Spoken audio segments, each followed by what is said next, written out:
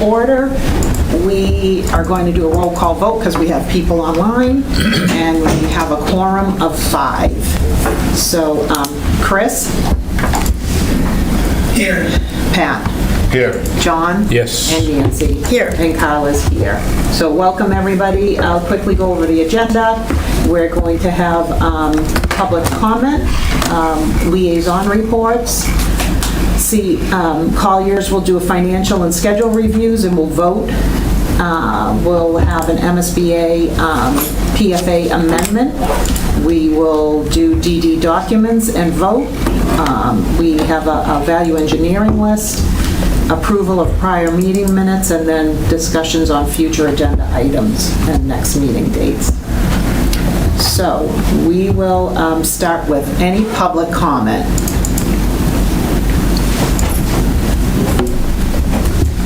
Since we only have one member of the public here, we will move along to liaison reports. And I know I asked for a couple of updates. Joe, would you like to give us an update on the modulars? Well, thank you, Carolyn. So, everybody who's been by the high school probably has seen the modulars are obviously in place. The planned delivery date is to have the modulars occupied for September 2nd, which is the first day of school. This week, we're working on doing final grading of the site. Fire alarm is getting programmed Wednesday, and that will be active the same day. In terms of security, the same thing is going to happen this week. We're going to have a security system up and running, card access, everything like that will be up and running. The architect did the punch list on the interior of the space today, which is great. So overall, the project has gone very well. Along with all the other projects at the high school. Yep. At the same time. Great, thank you, Joe. We should probably add in there that we had our test well done too, but I'm sure we'll cover that. Yes. Jenny will probably cover that. Yeah, is that later on the agenda, or do you want me to give an update now? If you don't have a plan for later on, if you want to give... I don't have anything to share. Okay. Yeah, I can just verbal. That would be great. From my notes app. So they started the testing, and the testing is 48, no, they're starting tomorrow. The testing is like 48 hours, and that should be done on Thursday, and then we should get the report back by August 28th. And they said they would have the site cleaned up and disassembled and put back together by the 22nd. Awesome. And I went out there, and it was a lot quieter than I expected. That's what we heard. Good. Yeah. When they were drilling, do you know how much water they got? Yeah. They got 25 gallons a minute, they told me. Yep. They hit some water at 460 feet, and then it was producing 25 gallons per minute. Okay. How deep did it go? 800. 800. So they started getting water at like 450, peaked out about 25. Yeah. Okay. I think they went 830. 820, sorry. 8 something, yeah. They just wanted to go a little extra. And they hit the rock at 30 feet, is that right? 32 feet? That's what he told me. Yep. 30 feet. So You have a better memory than me, John. So the rock is 30 feet down. That's at that corner at least. He was rattling off statistics to me, and I kept a few of them. That was about it. That's awesome. And the more rock, the better. Right? We don't want Yeah, the more rock, the better. We don't like it 5 feet though. Yeah, 5 feet across is a problem for the building. But he was 30 also, feet's about what we wanted. yeah, about what we wanted, yeah. That's right. That's right. He was also putting, which I didn't realize, he was putting graphite in the grout mix. Is that going to be specified in the final documents? Because he said it greatly improves the transfer of heat into the system. It's done. The only reason they do it is because it increases the not permeability, what is it? Thermal conductivities. Yeah, something like that. So if they put it in the test well, we should probably have it in the final documents. That they use graphite. They use 1 bag of graphite for every 2 bags of bentonite, I think, or it was 2 to 3. I can't remember. But anyway, there was graphite there. I can verify that. Yeah. But it's the same engineer who wrote the spec. Sorry? It's the same engineer who wrote the spec for the okay. test Well, I well. wasn't sure whether it was in the specs or whether it was something drillers sometimes they do their own thing. They Okay, just do it. I'll check.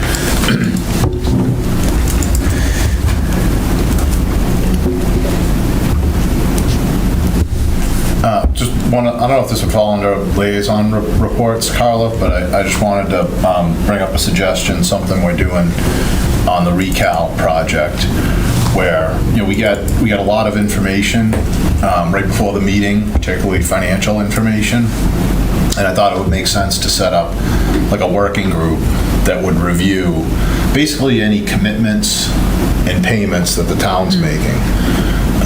So anytime we're making a commitment, either a new contract, a contract amendment, or we're paying someone an invoice, we'd have a smaller group that reviews all that stuff ahead of time, and maybe we could set up a schedule. And we could have building committee members as well as town staff on that. It's sort of and we can pull together a protocol maybe for the next meeting if we think it makes sense. Like maybe that information is due like a week before the meeting to give that group some window to review it, and they can come to the building committee meetings with a recommendation for the rest of the group.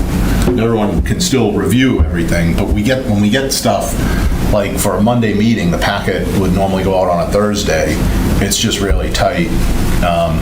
And if we have a specific group of people dedicated to that, they're also going to know that week before the meeting to kind of hold out a little time to review that. That's something we're trying to set up in recal, and I think it would make sense here as well. We actually talked about that as one of the potential liaison reports, right? Like a financial liaison report when we first started. We did, and we also talked about jumping ahead a little bit to when the contractor gets on board, whether it's that group or some other group, reviewing change orders. Yeah. So, That's right. oftentimes you've got the design team and our team looking at it along with the contractor. Once we get to a point where we're comfortable, there might be somebody that would be reviewing that. Again, somebody could be one person, it could be a smaller group, but typically we're not sitting in these meetings reviewing line by line through change orders every month. It's more of a higher level. People can ask questions, and we can certainly answer them, that type of thing. But yeah. Well, it's like any other group we've had, right? You do your work on the outside, and then you come in with your recommendations. So Right. it would be like an advisory group, or we vetted this and we feel good about it. We can still answer questions. I think it's a prudent idea. Right, and it gives also, if I may, Madam Chair, an opportunity for that group to go, oh, I see this issue, or I see that issue that we might anticipate is a question that could come up, that could go back, have time to go back to the vendor or whatever and clarify something prior to the meeting. Gives us a little bit of runway. Any other members? No? Should we appoint the people who aren't here right now? That sounds good. All right, if you're not here, Raise your hand if you don't want to be on the committee. Okay, so let's think about it and bring it up. We'll bring it up the next meeting. Jane, I might touch base with you, and Mike or Justin, I might touch base with you too, just to kind of figure out what that process might look like. Okay. All right, thanks, Pat. Anyone else? Okay. All right, Colliers, take it away. Am I sharing? Yeah. Yeah, okay.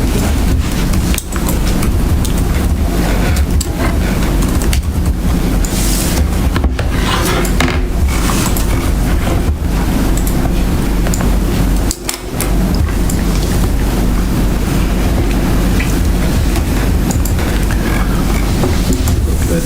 Okay. So this is our budget summary page. You can see at the top, the construction budgets. We're at the 101,521 cost, so 101 million. That's from our original schematic design cost.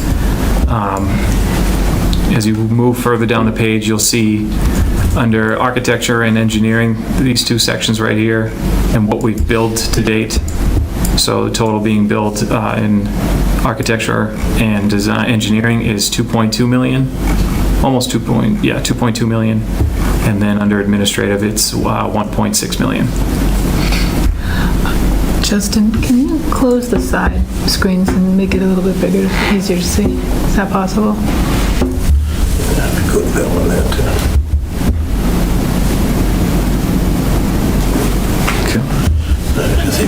You're fine. You're fine. There you go. For the folks at home who are watching, too. Did I lose it? No, I'm the only one that can't see it. There we go. All right. So, after those three, Zoom in a little, yeah. how's that, guys? Is that That's much more? better, thank you. Okay. Trying to move the least as possible. So after architecture and engineering, administrative costs, that brings our total spent to date for the project down to 3.9, almost $4 million against the total 126 million.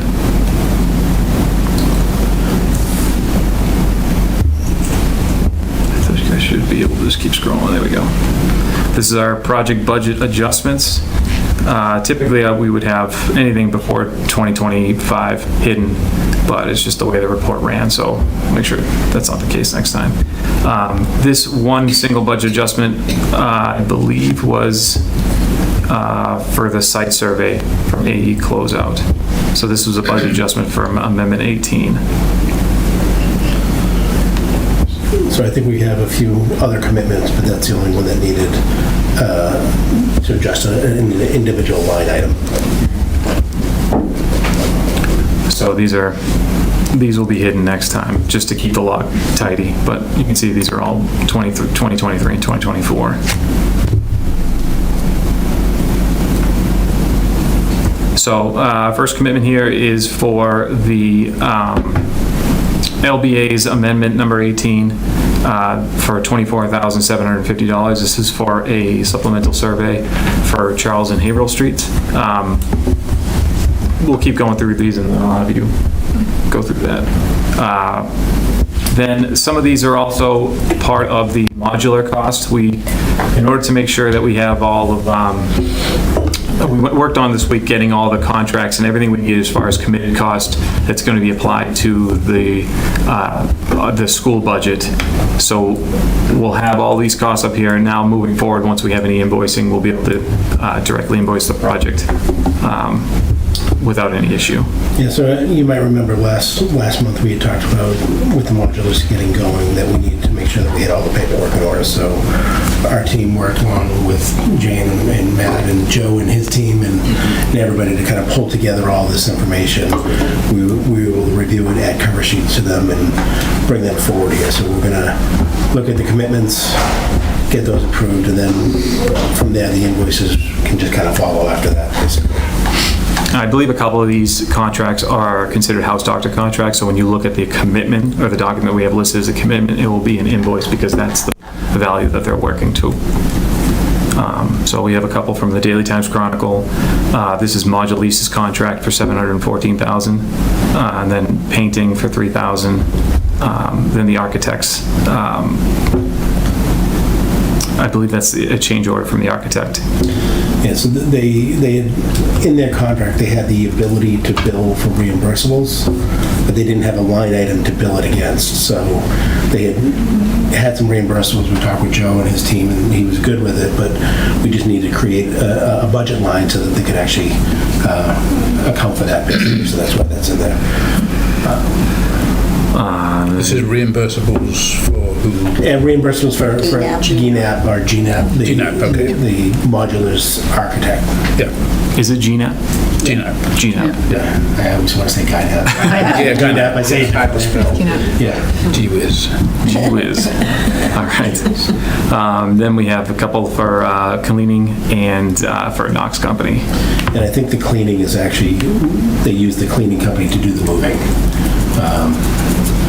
The only other thing I'll say on that before we get off the commitments is, originally, I think when we were talking last month, I had a little bit of a concern that we might be needing to make some contingency adjustments or things of that nature.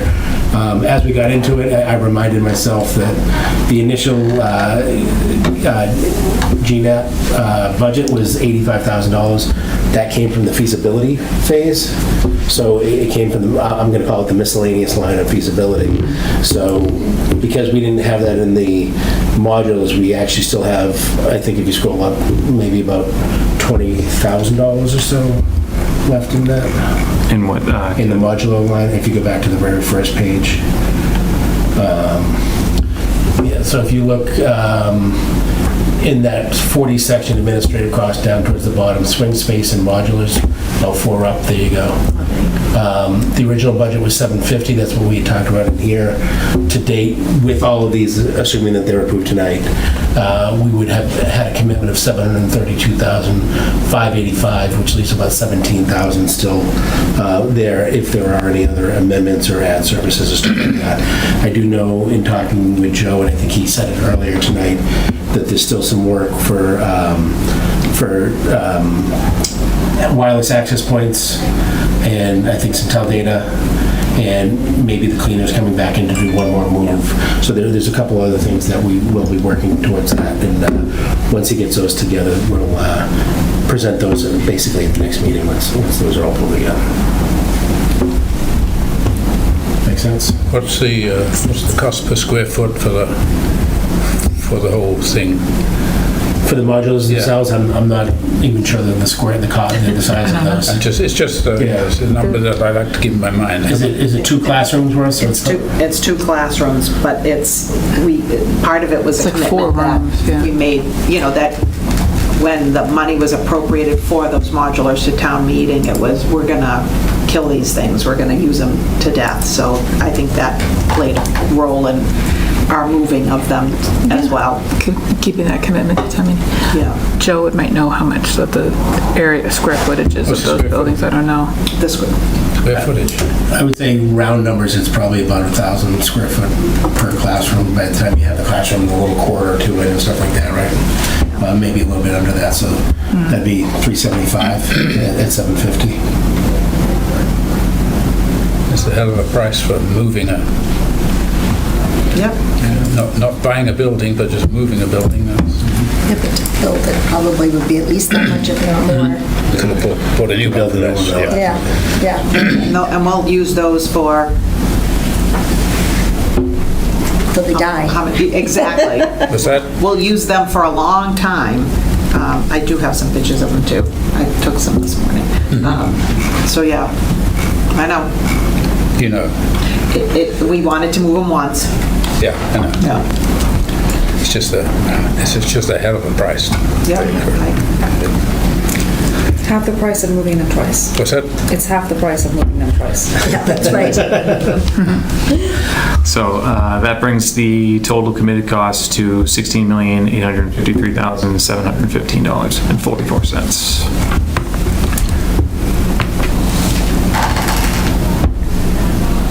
All right.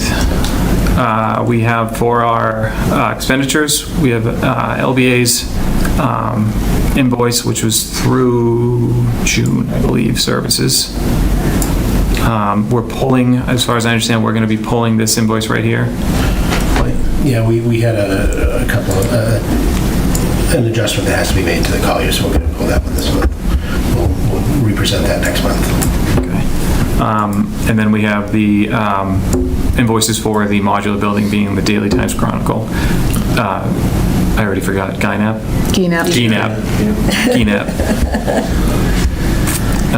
So we have invoices for GNAP. I believe there's 2 of them. And then, there's 3 of them. I think that's just broken out, though. I think there's 2 of them. And then that's it. So that would be our total expenditures spent to date, $3,962,566. So this is our cash flow report. So we're a little under our estimated value, but we will be trending up as the graph shows.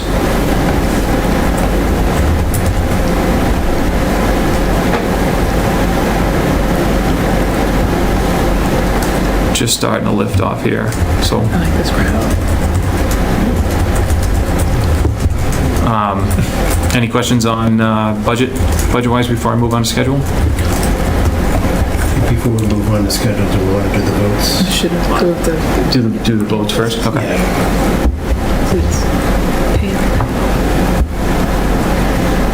So do you want a motion on, I think we start with the commitments. Commitments. So I think my recommendation or my thought would be, I might suggest LBA would be one motion, and then the rest can be individuals, or you could do one motion for all of the modular items together. yeah, right, yeah. Okay, so, and the LBA commitment is the, what is it? Amendment 18. It's Amendment 18. Amendment 18. Is that, you have that amount up there? I just can say. 24,750. Okay. Move to approve. Move to approve amendment number 18 from LBA for, what is it again? 24,750. 24,700. Is there a second? Second. Any discussion? Just a quick question on that invoice, if, on the amendment, the scope of work, I'm assuming that's been reviewed with town engineering with Ryan. So like where he's stopping and starting on the street. Yeah. Town engineering, they're all copacetic on that. Yeah, so this is for the survey. So, yeah, the extents of the survey are, Yeah, the amendment defines exactly the areas of the road, like where it Yeah. stops and starts. I just want to make sure where they're stopping and starting, Ryan's on board with it. Basically, Ryan's town engineer.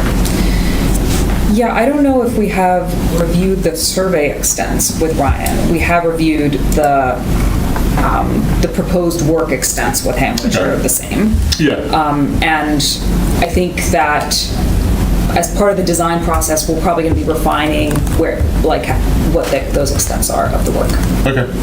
That makes sense. Yeah, that makes sense. So what is the purpose of the survey specifically? The survey is to allow the design team to continue the design work.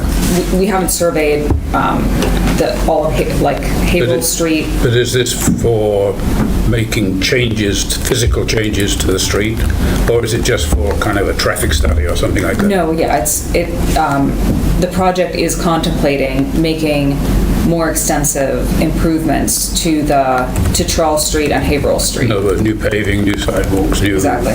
lights, Yeah. crosswalks, So stuff like that. so far we've surveyed the site and then the portions immediately adjacent to the site. Now we're going to be surveying down Charles Street to the corner of Wayland and to where it intersects And Haverhill do we Street. have money in the budget for physically doing that work? That's my question. Or is this something which is going to be paid for outside the school budget by the town or some godfather somewhere? or- Yes.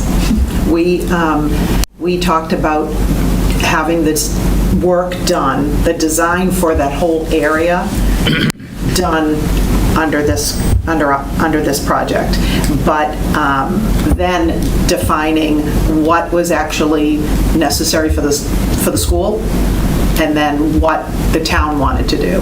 So there's going to be a line, and we still have to just determine what that line is going to be. I always have a theme as if the town should be paying some of the money for this work we're doing, and maybe they should be paying some of the survey costs. Maybe it should be Right. determined later how much survey costs. Right. If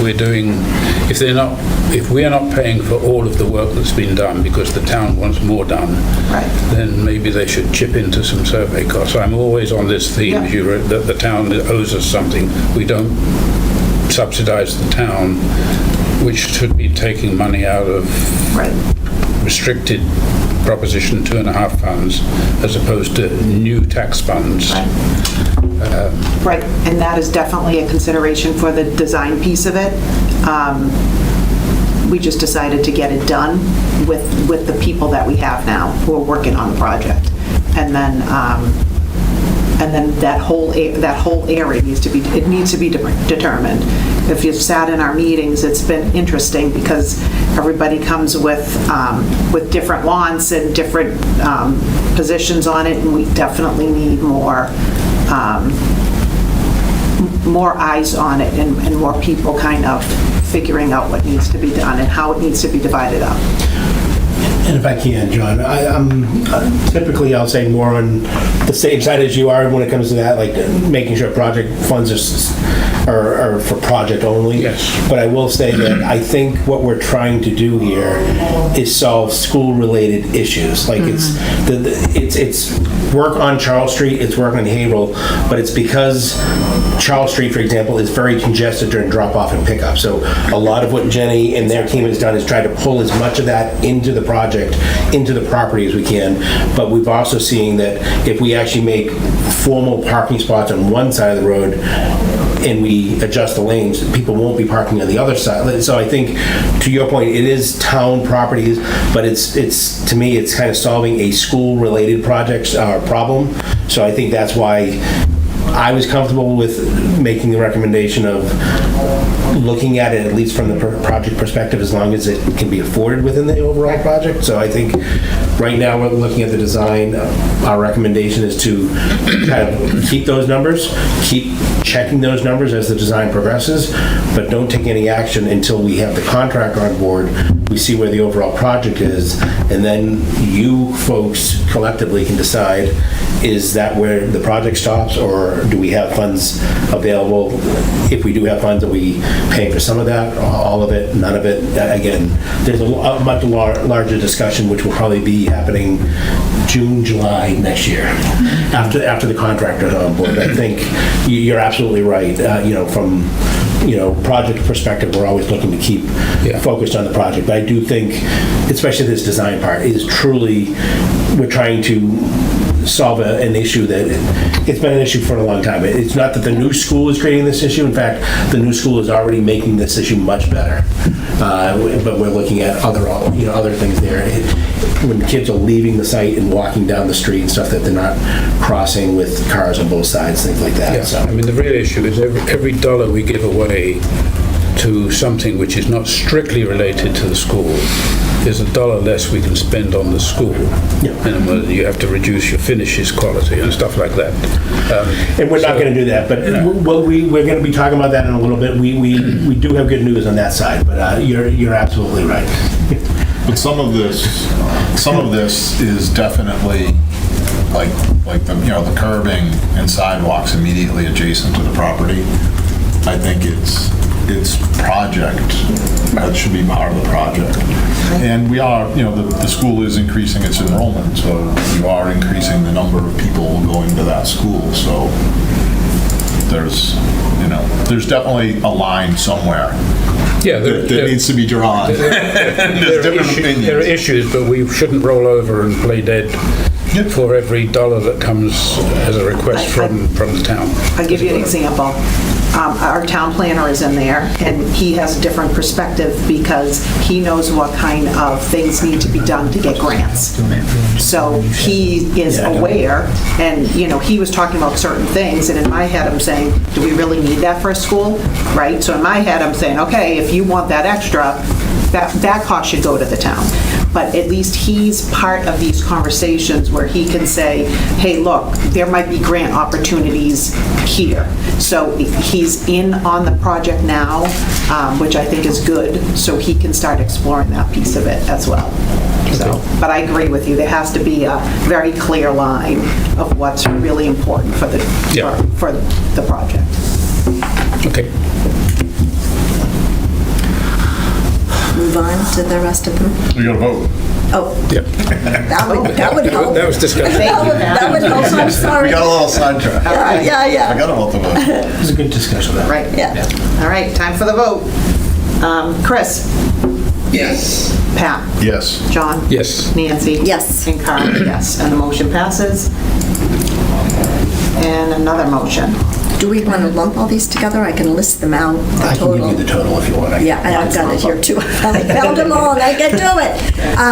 All right, move to accept the following, are they amendments, I guess? Probably. So there's one new amendment for GuiNap, all the others Okay. are new commitments. Okay, so commitments. Let's do the commitments and then we'll do an amendment. Okay.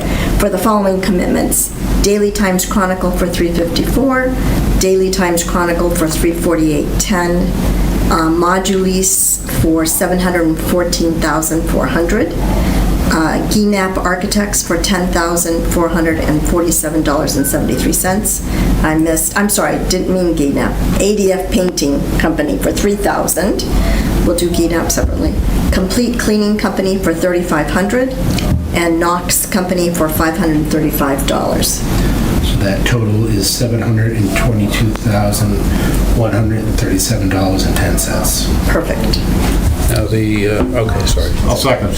Seconded by Pat. Any discussion? The GNAP reimbursables seem to be much more than I would have thought on a $70,000 That's going to be on the Contract. next. We'll talk about the next motion. That's the next vote. We're doing everything but But except for GNAP. GNAP. I didn't include GNAP. Oh, you did not include I did not GNAP. include GNAP. She started to. but I she started, but I tracked. You changed corrected my yourself. mind. Okay, you're ahead of me. I am, yes. So any discussion on all the other commitments other than GNAP? Seeing none, we'll go to the vote. Chris? Yes. Pat? Yes. John? Yes. Nancy? Yes. And Carly, yes. And that motion passes. Thank you. And the final one. Yeah, move to accept an amendment for GNAP Architects at $10,447.73. Is there a second? Second. Seconded by Pat. Any discussion? John? Well, obviously, yes.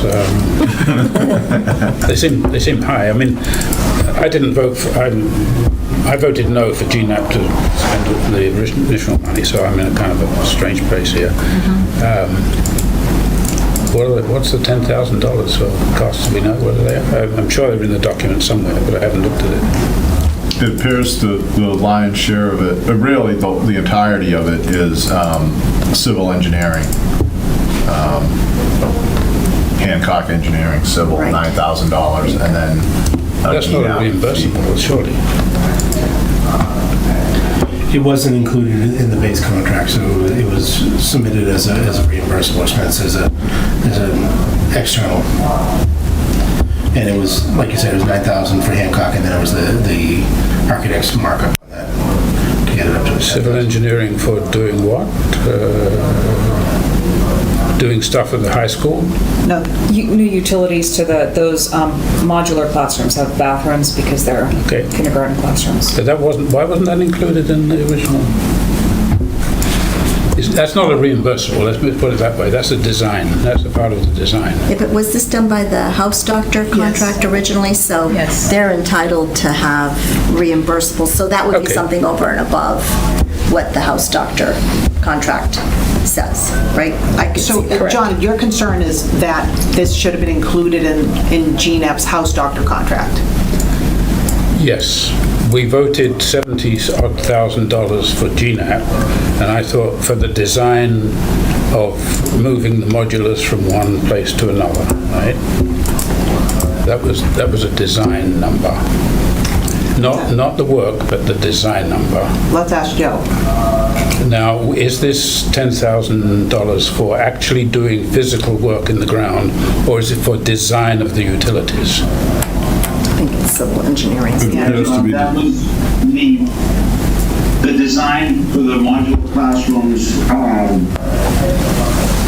and the civil engineering piece was separate from their base contract. And there's two bills that are associated with that. One is to, do all the design the utilities work and the foundations. And also the other one is for them to attend some meetings that coincided with Birch Meadow Phase 2 project. Because if you remember, there was, they needed to attend some meetings that the town held regarding the close proximity of the modular project as well as Birch Meadow Phase 2. So there was actually 2 bills that make up that 10,000.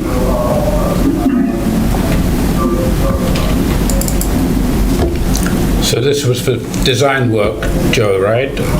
Correct. Design of new utilities for the modulars at the high school. Correct. And what I'm saying is, I have no idea why that number was not presented to us when we voted on doing this 3 months ago. It's not a reimbursable as far as I'm concerned. It's a part of the design and should have been under the design of the modular relocation. To slide it in now as a reimbursable is wrong.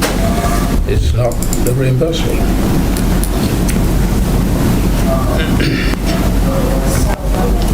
Anyone? I don't have an answer for you.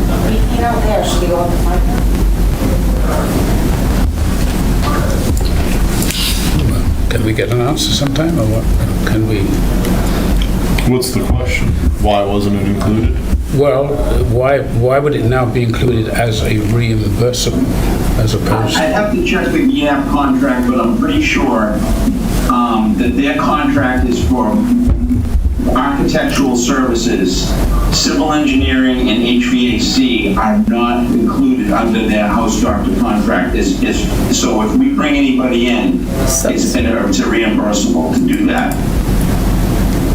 So if we were doing like a building assessment and we used GNAP, but we wanted to evaluate the switchgear and the electrical systems in one of the buildings, they would hire an electrical engineer, and that would be a change order or a reimbursable. It's kind of semantics, whether it's a reimbursable or a change order, John.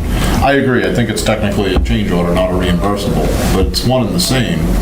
It wasn't included in their original design, and their contract is for their services, and the sub-consultants are extra. I have to look at the language of the original amendment that we voted on, but I'm gonna steal the screen here for a second because this might help.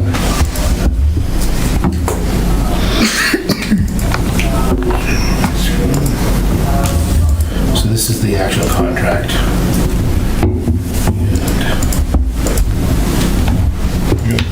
Right there. So That was the scope of services? this is the actual, if I go to all the way to the top here. This was the cover letter that we provided. This is the GNAP architect's proposal that they submitted, and this is what we had defined back in, was it May, I think, when this was issued. So this is not utilities then, this is civil engineering strictly. I think Joe had mentioned that it had to do with the foundation as well. Is that correct, Joe? Right. Foundation would be structural engineering, surely. Yeah, I apologize. No, it does not include structural. It's civil engineering. It was them marking out all the utilities that were in the area, identifying tie-in points, things like that, and then working with the general contractor. So there is existing condition plans, topo survey, permitting site plans, additional assistance with the meetings. I think those are the meetings Joe was referencing with the other project. And then if I go to the next page, there's additional assistance, again, continuing with those meetings. Oh, sorry, I didn't do that to Joe.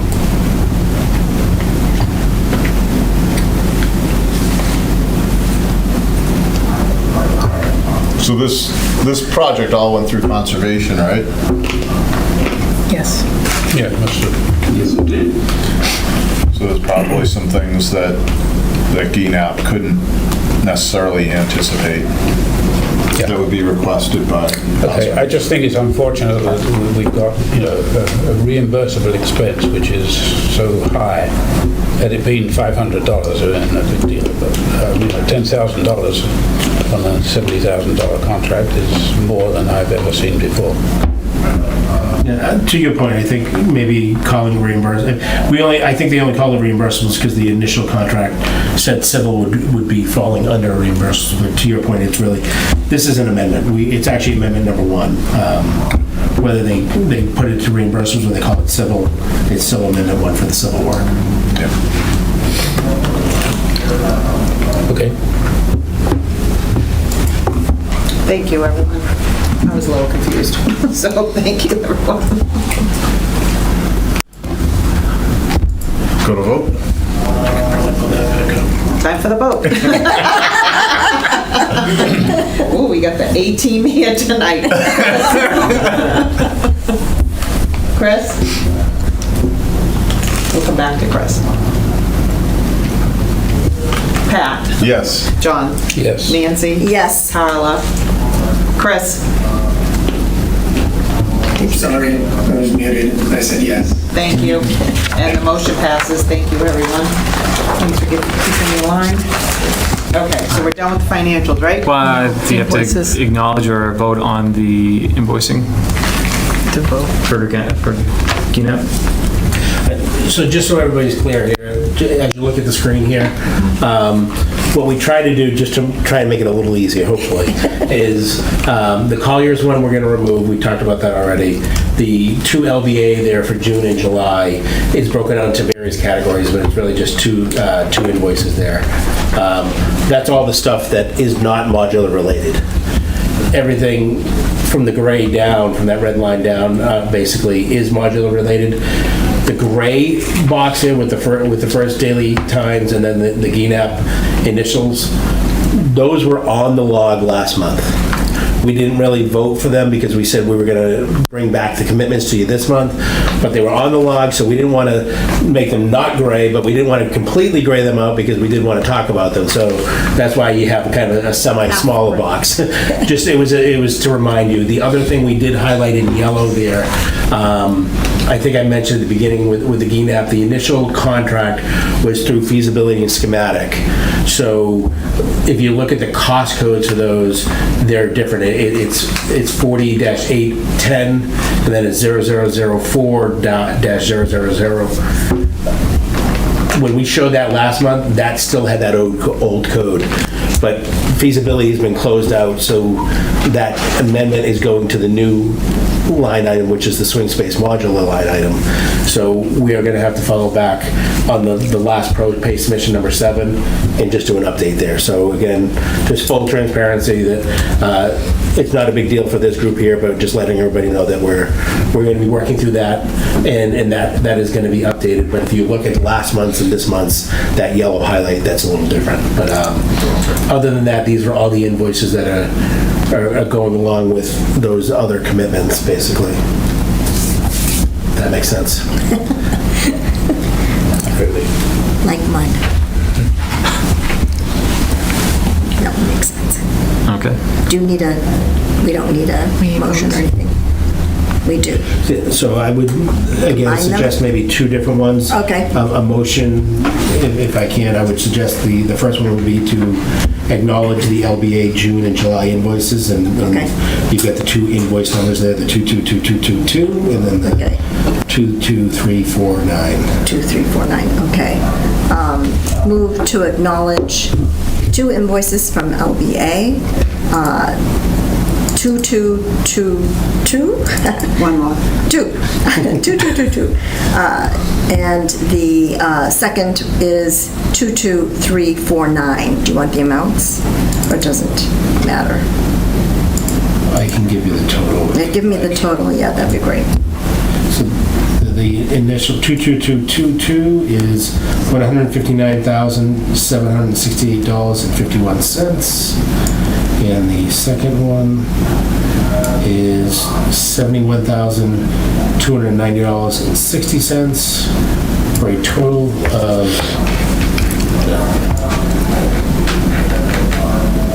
hold on. Is that the The first one I gave you the average, not the total. So the first one was 479,305.53. Right.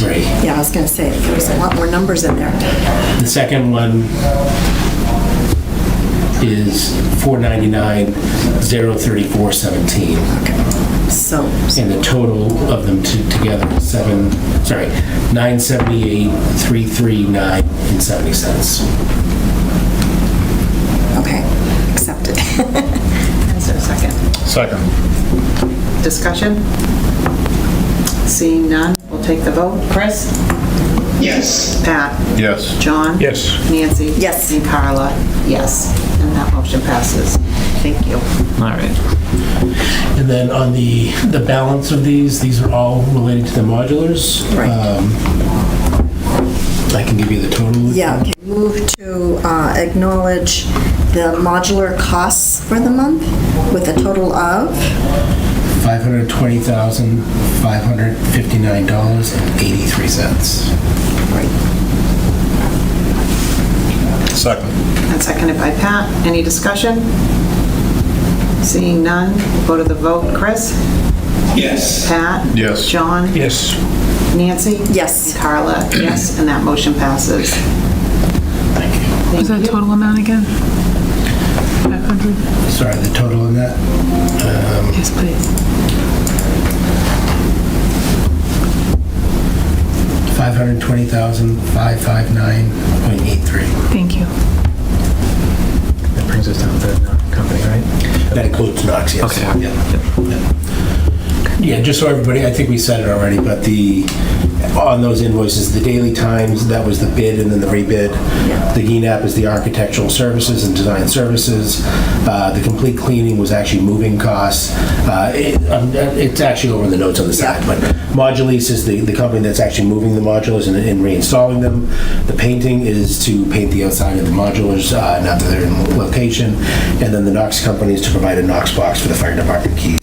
They lock the keys in there, so if they need to get in there and the building's locked, they have access at all times. All right. And is there a Colliers, 36,790? We're going to hold that one because Okay. we had a typo in there, so we're going to Okay. clean it up and we'll present that again next month. Okay. All right. I think we're ready to move on to schedule. So here we are, we're currently in Module 6.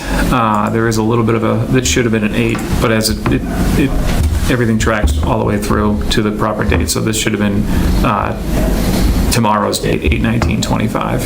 But as you can see, we've run through all these items, including our final, which would be responding to the MSBA comments once we've received them back after we submit. And then we'll be starting 60% construction documents moving on from tomorrow. So just so everybody knows, officially the MSBA technically tells us we're supposed to submit and pause. Wait till we get comments back from them, wait till they get us approval, and then move on. But practicality, it's just not really practical to tell the design team to just don't work for a month or don't work for 2 months. On vacation for a month. We always continue on. We'll continue on. In general, we know that there's always going to be some comments at the MSBA. We oftentimes, I would say at this level, more than half the comments we're going to get back on this. The response is going to be, we will address that in the next submission, and we will address that in the next. So a lot of times there's something that we do have to give a little clarification, but if you even look at their checklist, a lot of it is making sure you don't forget to do something next time, or like making sure that we've gotten the commissioning agent on board. You know, that was what we were doing just recently, things like that. So it's typical. It's not unexpected. So. We never stop. We never stop. That's right, Lee. All right, I'll stop. You want to pull up your screen? Sure thing. So unless there's any other questions on the schedule, we're going to move on to the next activity. No questions? Okay. I'm just closing out a couple of these, the guide up invoice things that I had here.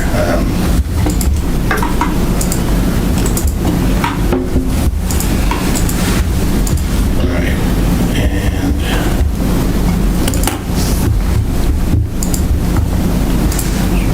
and wanted to talk about the next submission to the MSBA, which is the design development submission. I'm going to let Jenny talk about the design portion of that in a minute, but I thought I'd start by talking about the dollars and cents, if that's okay. Sure. Yeah, because I think that's probably what everybody's most interested in. So we had an initial budget here, and so if you look, this is part of the submission. This was in your package. This is actually page 100 of 539. That was, so it's a lot of backup and everything like that. But this is the detailed estimate. You can see it's broken down. This is actually in unit format, which is what the MSBA requires us to use. When we go to 60%, it's going to change from unit format to CSI codes. But for now, it's in unit format, which is basically breaking down into big chunks. But as we go towards the bottom here, I'm going to zoom in this is the budget, the 101,521. That's the budget that we've been targeting all along. That's what we have signed our agreement with the MSBA on. And so that's the goal is to be at or below that number. You can see initially we had estimates. We have two different estimates here. One is A.M. Fogarty, who works for us as the OPM. The other one is PM&C, who works for the design team. They do independent estimates. We collect those. We upload them into the sheet. Then we get together and lock everybody in a virtual room. It used to be locking in a room, but now it's a virtual room. And we get together and we go through that and we make adjustments. Part of that adjustments is not only making sure that we have apples to apples comparisons across the lines, all the lines that add up here. It's also, as we go down, talking about alternates. At this point, just remind everybody, oftentimes the alternates that we're doing at this point aren't alternates that we're necessarily expecting to be bid alternates. It's really giving us the flexibility and the understanding of just seeing what's the breakdown price on that. How much is that costing? I think at the last go around we did it with the solar on the roof and the solar on the canopies, and we decided that the solar on the roof was the right approach, so we kept that in. The solar on the canopies it remained outside. But so when you look at alternates here, technically they're shown as alternate, but think of them really as just a way so that you can see the breakdown of that cost, really. At this level, it's almost like the start of the value engineering process. So we're a big proponent of value engineering. Even if we're on budget, even if we're under budget, we're always going to do value engineering, because until you sign that contract with the contractor, you don't know that you're truly on budget. So we always want to have that as an understanding.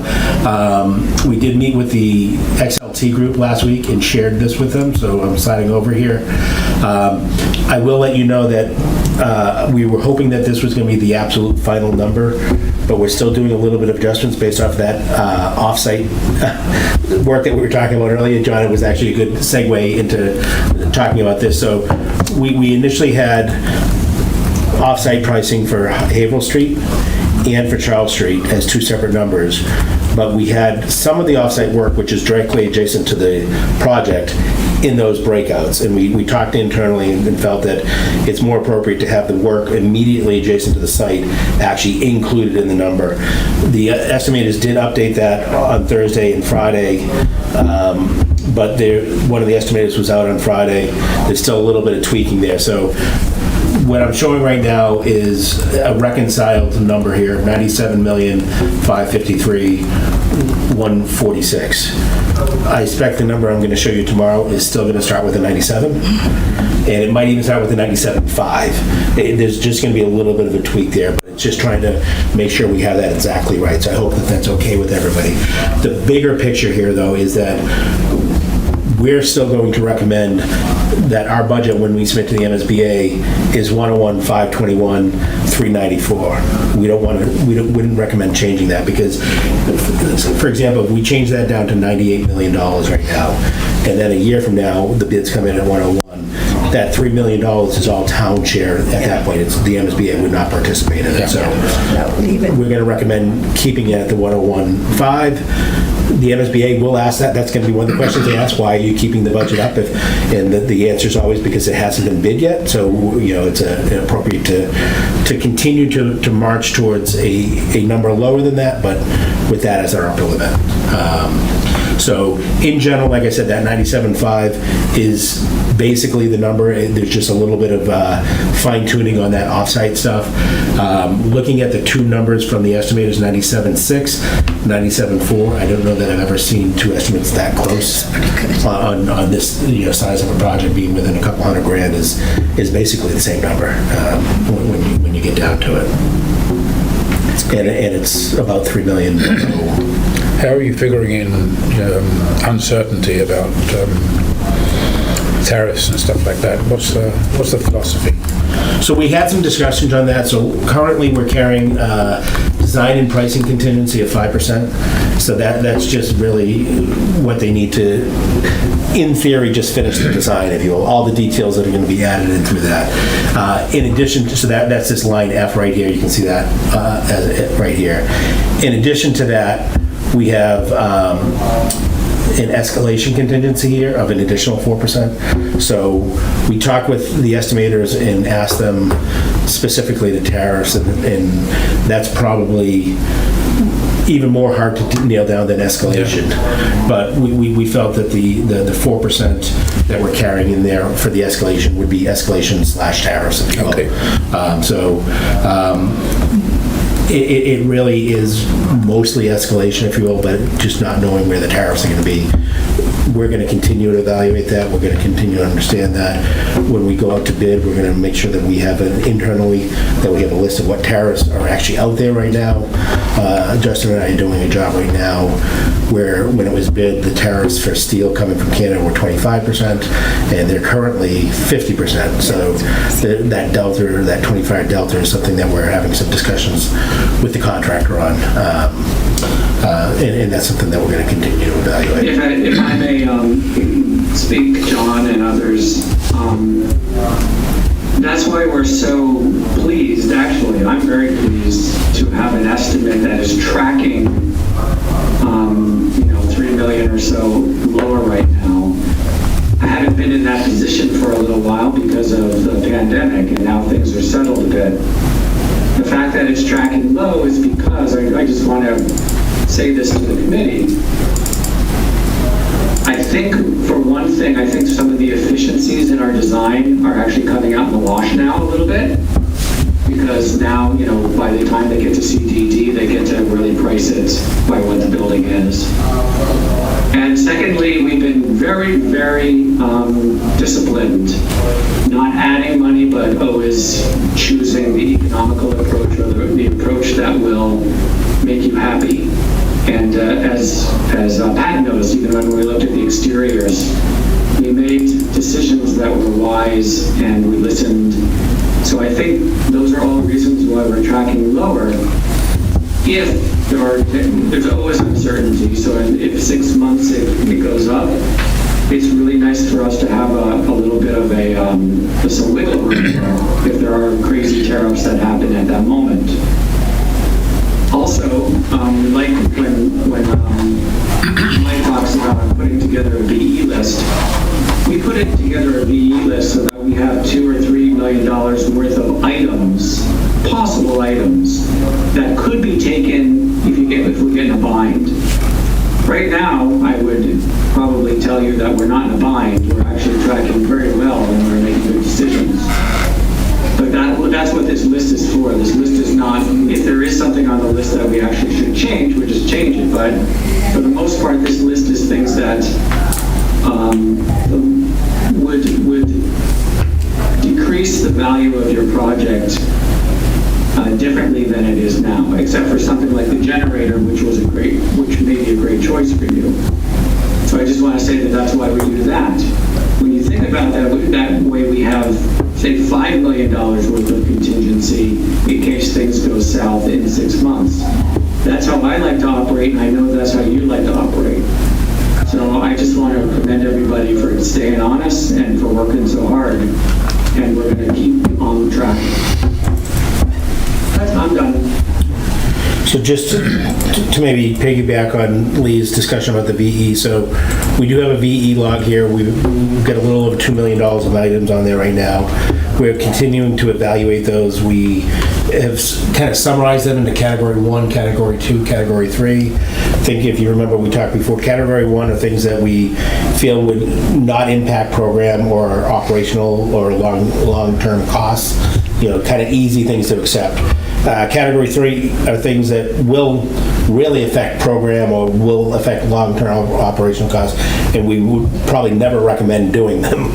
And then Category 2 is kind of anything that isn't really easy or really hard. It kind of falls in the middle there. So, if we get to that point where we had to do BE or we wanted to, we would look at Category 1 first, and then we would go to Category 2. We really wouldn't recommend going to 3, but again, we always have that option. Where we're under budget right now, we would not recommend taking any action on this at this time, but it doesn't mean as we go through, we can't continue to consider them.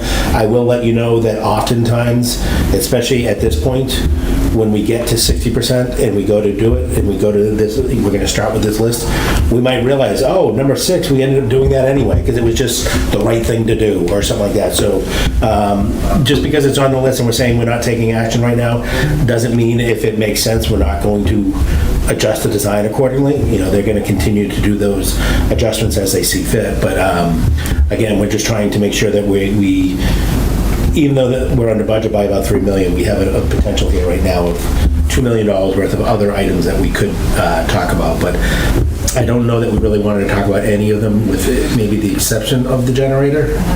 Yeah. Yeah. So we have a letter from our... Chief Nelson.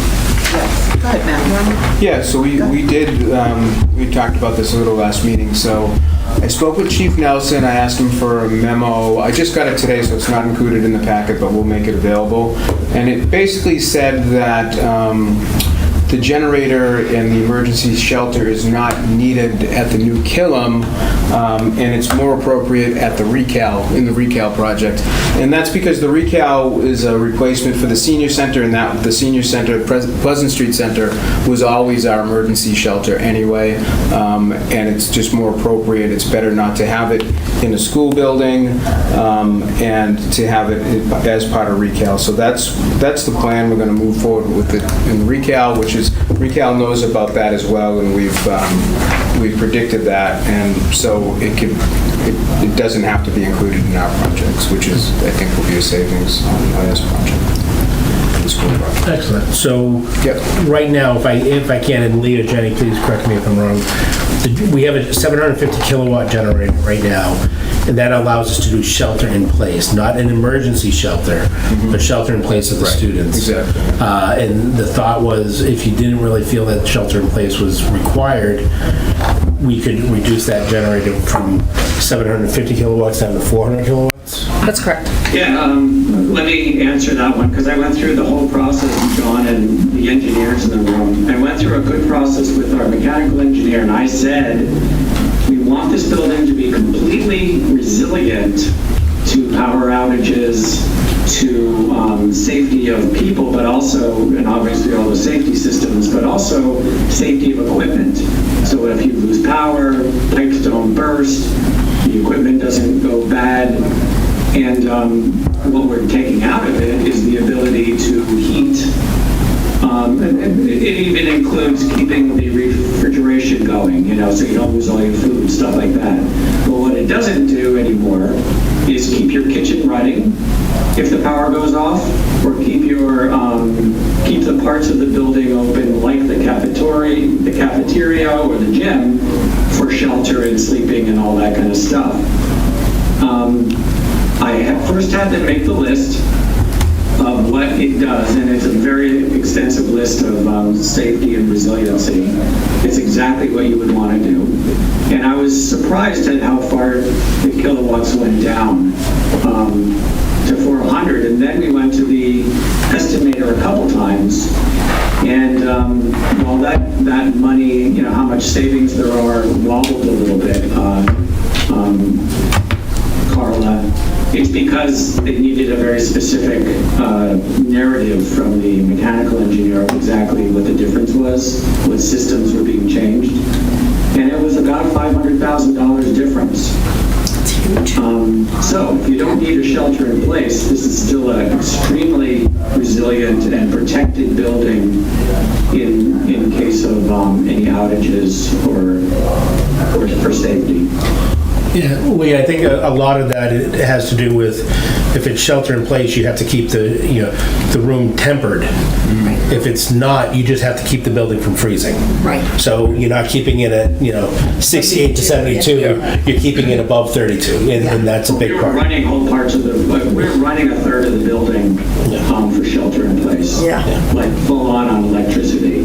So, no, it's, listen, from an architect's point of view, it is very stable. Lee, I want to say we put in a shower in case it was a Yeah, shower. we didn't even, say that's $10,000 or something. I didn't even address it. We'll take it out. I'm gonna say it'll come out in the wash.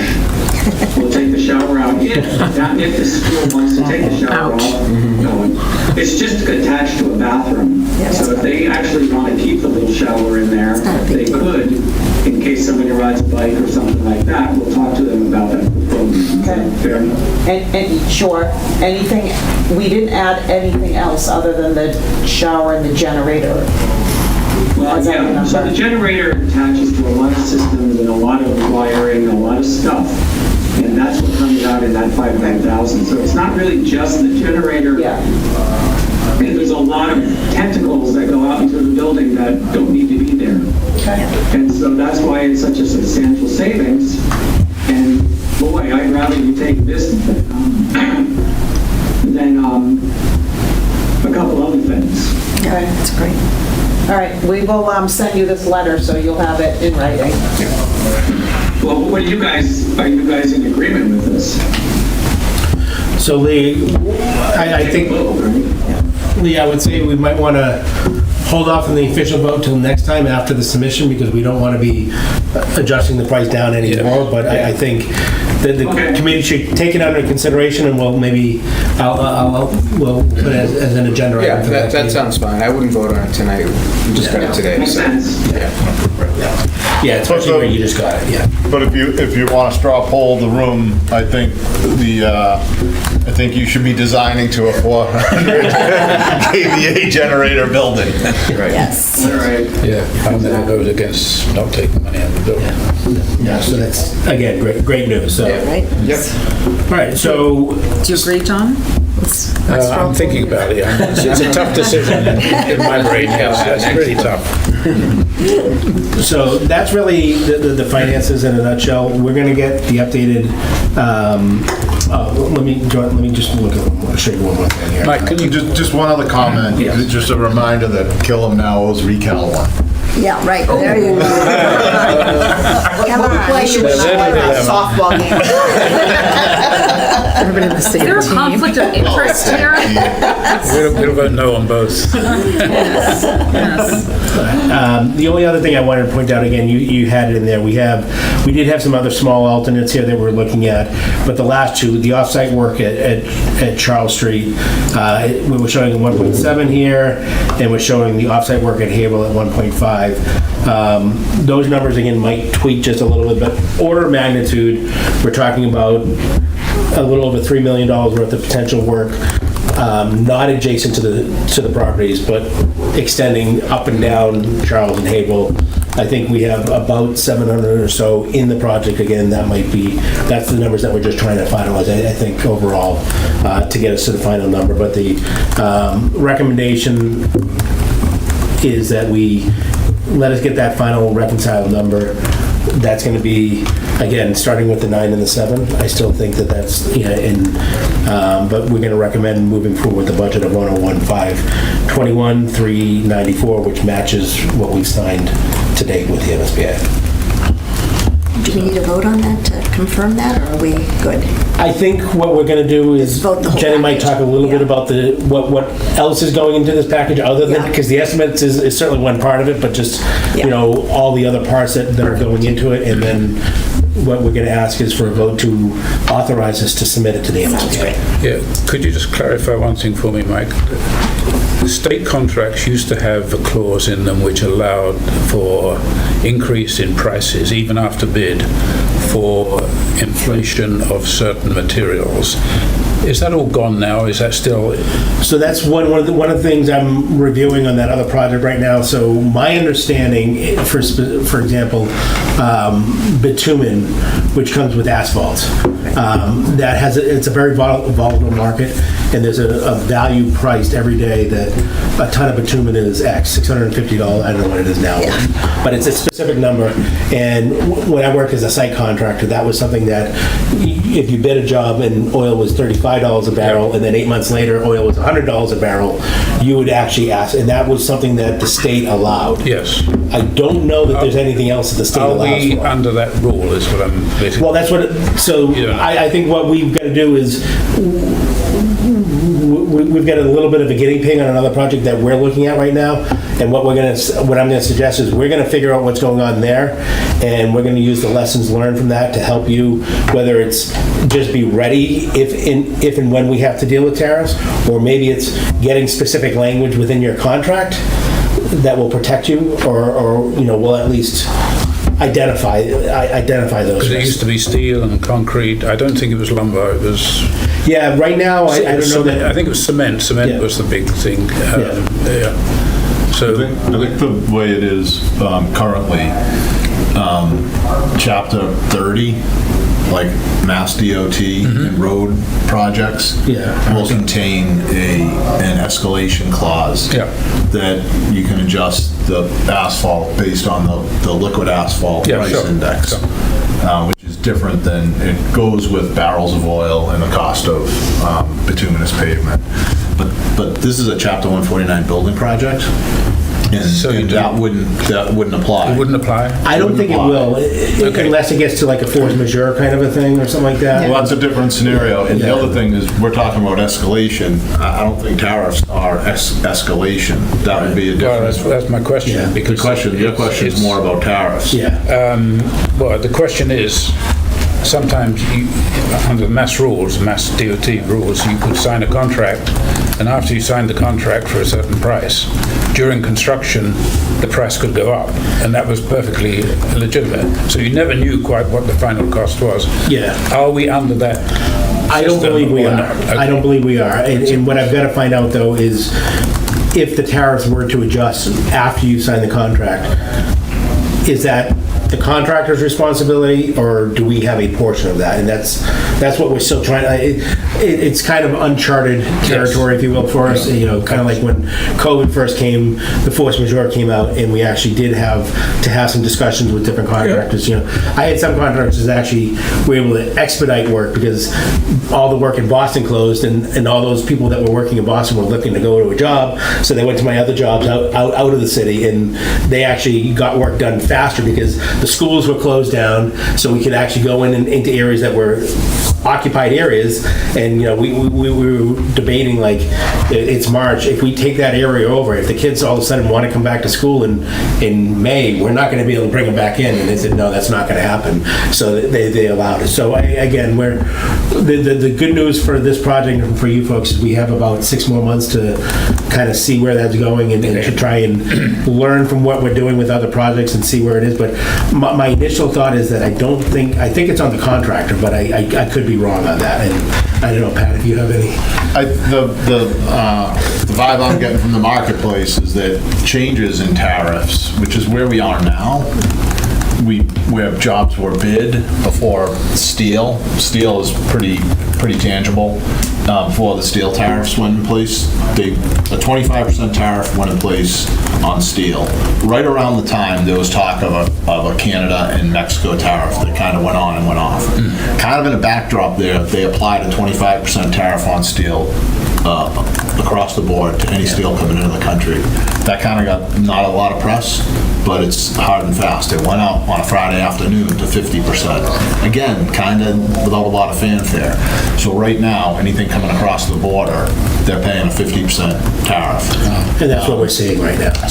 The marketplace for structural steel for this building are generally Canadian manufacturers. Yeah. That can change. I mean, in 50%, a 50% tariff on steel for this project, which probably has a budget of about $5 million for steel, take out like $2 million of that for the erection, take out another $1 million for joist and decking, which comes from the States, it's not a 50% tariff on $5 million, it's probably a 50% tariff on $2 million. So it's probably somewhere in the 10 to 15% of the steel package, which is $5 million. But that'll probably be pretty static when we go out to bid. Do you know what I mean? Probably, yeah. To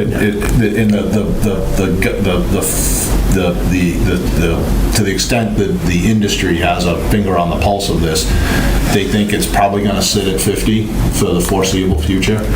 It might go back down to 25 there, and it might bump up to 60. That's kind of what the people that I buy steel from are telling me. So it shouldn't be, it actually might not be as volatile when we go out to bid. But I think that, the contractor will be responsible for anything that's in place at the time of the bid, but tariffs that go in place after the bid are definitely still a question mark. And we should view those as potential risk, that we should anticipate budgeting for. Long-winded answer, but No, it's okay. I mean, it's a pretty good one. Yeah. All right, so, that, I think that's it on the financials, unless there's any other questions? Janet? Sure. I thought I could go through the documents page by page. No, I'm not going to do that. that's aggressive. 8:15. That's good. Be here for another 15 hours. No, just summarize a few things. So we had submitted, when we submitted our documents for pricing, I don't know when, a month ago, approximately. We gave them to you also. We got a bunch of great comments back from John, and also Collier's reviewed them in detail. Different subject matter experts on their team reviewed them and provided comments. Those comments and our written responses are all included in the SD binder, but if you want, I can When you send say you got great comments from me, Yes. am I the only one that commented? Yes. Okay. You're getting My special. God, but there are a lot of them, line by line by line, structural, oh my goodness. I thought that was my job. It is your. No, It is your job. the rest of us are just behind John. Okay. You're doing the right You're thing. doing You're not the doing the right wrong thing. thing. Yeah, I could have made a lot more, but I thought I'd better stop somewhere. So many of those comments have already been incorporated into the documents.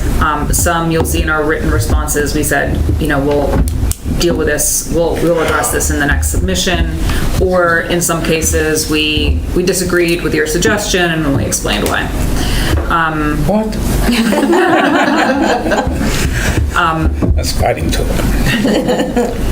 I will say that the cost estimators both said that the documents were very complete for DD, so that was a great commendation from someone who looks at documents all day long. And I just think we're in a great position. We have, not had any major design changes, which means that we have just been able to continue refining and resolving issues and putting in more detail. So I think we're in a really good position for where we are and heading into CDs.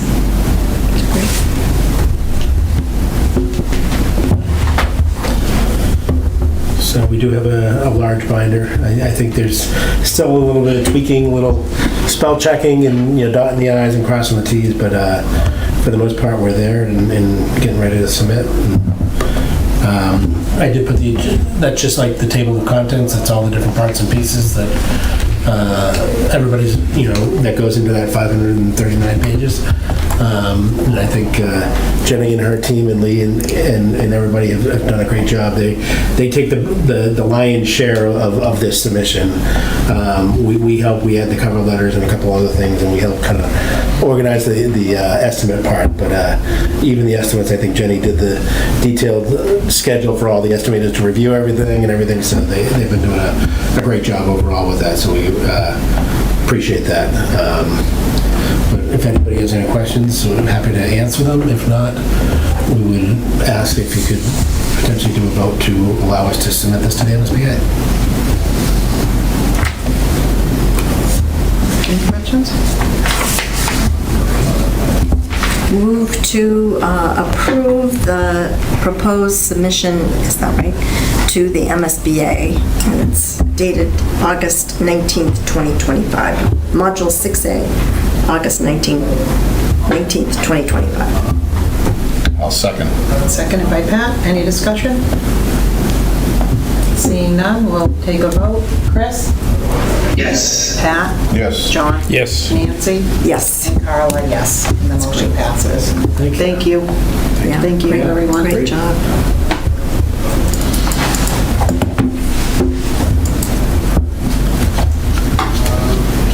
Let's go to, can you bring up the prior meeting minutes? One second. So we do have one correction on the prior meeting minutes. And we have to, once we approve this, it has to go to the MSBA.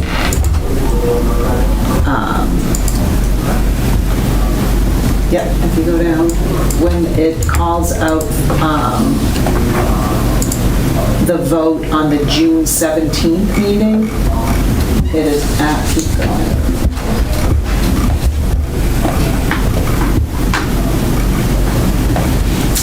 It should be June 2nd meeting. So we'll change that there and then below. And that's the only amendment that I would have for that. And then once we approve this, it'll be sent to the MSBA as well. This is the minutes of the last meeting? Yes. Okay, I have a few things on there. Sure.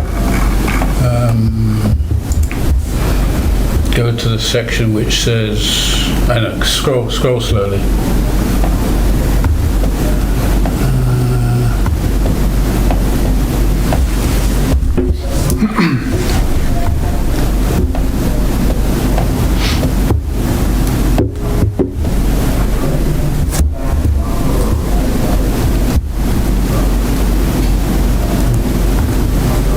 No, none of those. It's to do technical stuff, isn't it?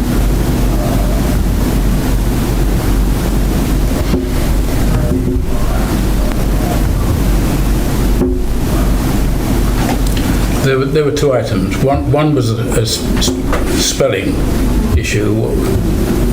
It referred to sauna tubes. Should have been sonotubes. Just a minor thing. I don't have it on my... I don't have it open, so it's somewhere there. I don't know where it is. Oh, yeah, right there. S-O-N-O tubes, one word. Sonotube. Sonotube.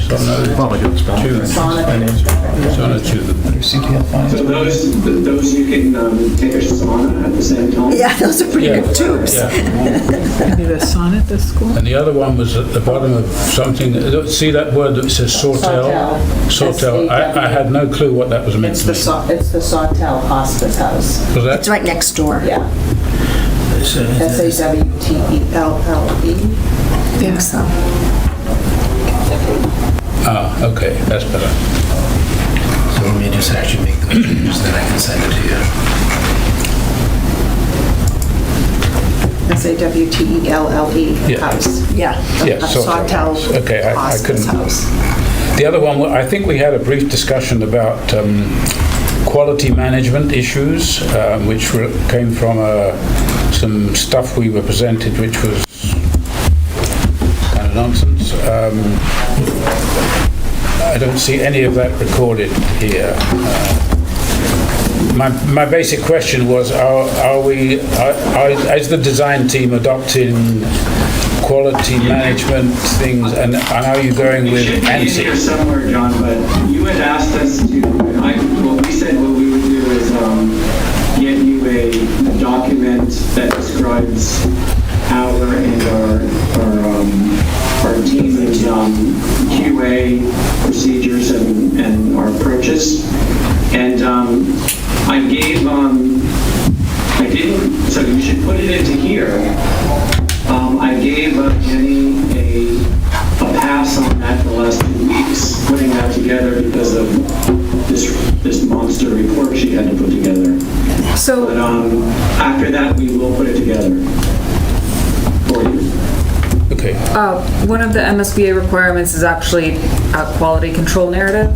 yes. So it's included in the report. It's not maybe quite your traditional quality control narrative. They have a very specific format that they ask us to follow. So I can send you that as an excerpt over email. Okay, I mean, yes, most government agencies do require a quality control narrative to be included as a part of the submission. And that was the theme of my questions last time, and I could give you one if you want, if you don't have one. So we want you to know we haven't forgotten about you. Okay, all right. We didn't do it yet. Yeah. We did do it.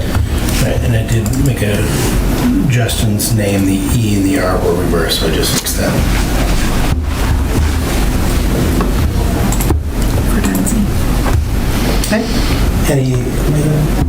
That got us. Good. Anything else other than the sonotube and the Sawtelle? No, apart from the quality control, it was, we did talk about it, and it was just not there at all, as far as I can see. But as long as it hasn't been forgotten, because it's important. We'll make sure it's in this meeting. This one. Yeah.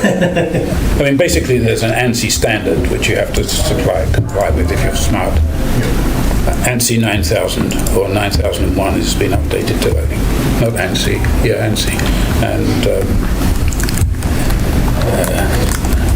ISO 9000. That's the gold standard for it. Did we do a motion? Yeah, no, we haven't yet. Okay. Motion to approve the minutes, what was the date? 7/14. 7/14/2025 as amended. Second. Seconded by Pat. Any further discussion? Seeing none, we'll take a vote. Chris? Yes. Pat? Yes. John? Yes. Nancy? Yes. Carla, yes, and that motion passes. Thank you, everyone. Future agenda items. So we will, next meeting, talk about the emergency shelter.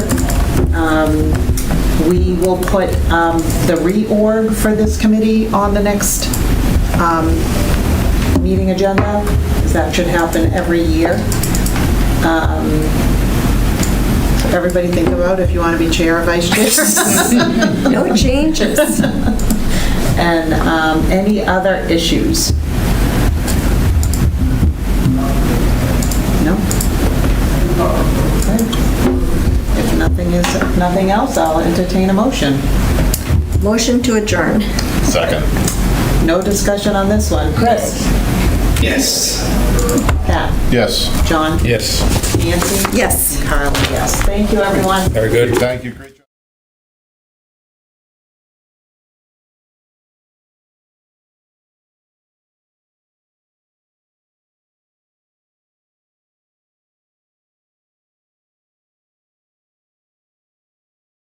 Art program.